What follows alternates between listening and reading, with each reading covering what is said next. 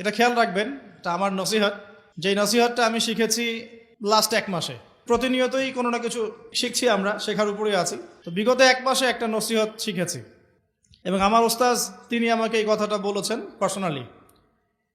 তার কথা বলার আগেই এই লেসনটা আমি পেয়ে গেছি। আমি বললাম আপনি বলার আগেই আমি এটা শিখে ফেলেছি। নসিহতটা করব।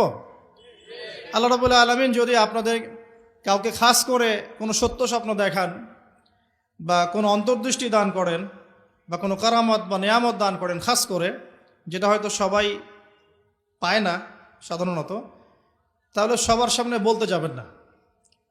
কারণ এমন হতে পারে যে জাহেল মানুষরা আপনার কথার অর্থ বুঝতে পারবে না। এটা একটা শিক্ষা।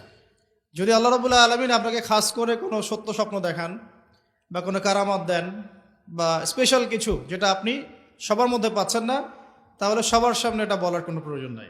শেষ জামানায় কিন্তু মুমিন ব্যক্তিদের মধ্যে অনেক মুমিন ব্যক্তির স্বপ্ন কিন্তু সত্য হবে। কোরআনে এমনও দলিল আছে যে কাফেরের স্বপ্নও সত্যি হয়েছে। ইউসুফ আলাইহিস সালামের যে ঘটনা সূরা ইউসুফ, সেখানে আছে যে অমুসলিম 2 জন ব্যক্তির স্বপ্ন সত্য হয়েছে। একজন এসে বলেছেন আমার মাথায় রুটি খেয়ে নিচ্ছে পাখি। আরেকজন বলেছে আমার হাতে ছিল শরাব, এই শরাব আমি পান করাচ্ছি বাদশাকে। ইউসুফ আলাইহিস সালাম বললেন যে পান করাচ্ছে বাদশাকে সে নাজাত পেয়ে যাবে জেল থেকে, আর যার মাথা থেকে রুটি খাওয়া হচ্ছে তাকে শুলদণ্ড দেওয়া হবে। এখানে এই 2 ব্যক্তি কিন্তু মুসলিম নন। তো যেটা বলছিলাম যে আল্লাহর পক্ষ থেকে মুমিন ব্যক্তিকে সত্য স্বপ্ন দেখানো হতে পারে শেষ জামানায়, বেশি বেশি হতে পারে। তাই যখন ভালো কোনো স্বপ্ন দেখবেন শুকরিয়া আদায় করবেন আল্লাহর কাছে।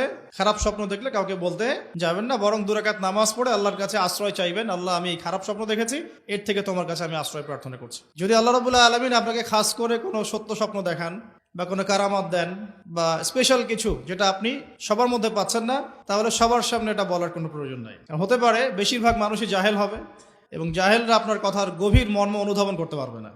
তো এই শিক্ষাটাও শিখে নেন। এখন নবীগণের স্বপ্ন হচ্ছে ওয়াহি।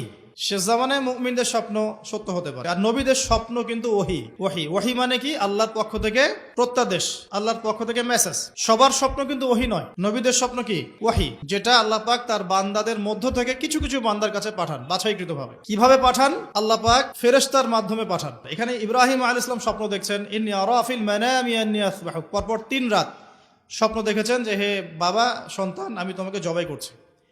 এখন হাজরা আলাইহিস সালামের গর্ভ থেকে জন্ম নেওয়া এই সন্তান ইসমাঈল আলাইহিস সালাম, তিনি বলছেন ইয়া আবাতি, হে আমার বাবা, ইফআল মা তুমার, আপনাকে যে আদেশ করা হয়েছে আপনি তাই করুন।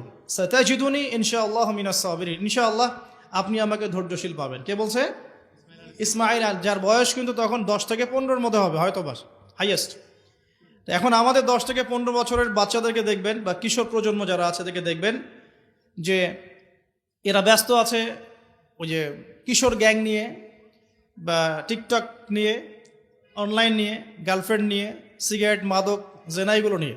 আর এখানে আপনি দেখছেন কোরআনে ইসমাঈল আলাইহিস সালাম, যার বয়স হবে হাইয়েস্ট 10 থেকে 15-এর মধ্যেই, তিনি তার বাবাকে বলছেন যে হে আব্বা, আল্লাহ আপনাকে যে আদেশ করেছেন আপনি পালন করেন। আমাকে জবাই করার আদেশ করেছে আল্লাহ পাক, আপনি করুন। সাতাজিদুনি ইনশাআল্লাহু মিনাস সাবিরিন, ইনশাআল্লাহ আপনি আমাকে ধৈর্যশীল পাবেন।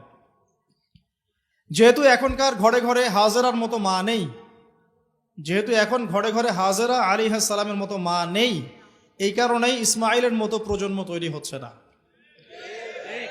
একই সাথে যেহেতু ঘরে ঘরে এখন ইব্রাহিমের মতো পিতাও নেই, এই কারণেও ইসমাঈলের মতো প্রজন্ম জন্ম হচ্ছে না। এই প্রজন্ম রাত 3টায় উঠতে পারে খেলা দেখার জন্যে,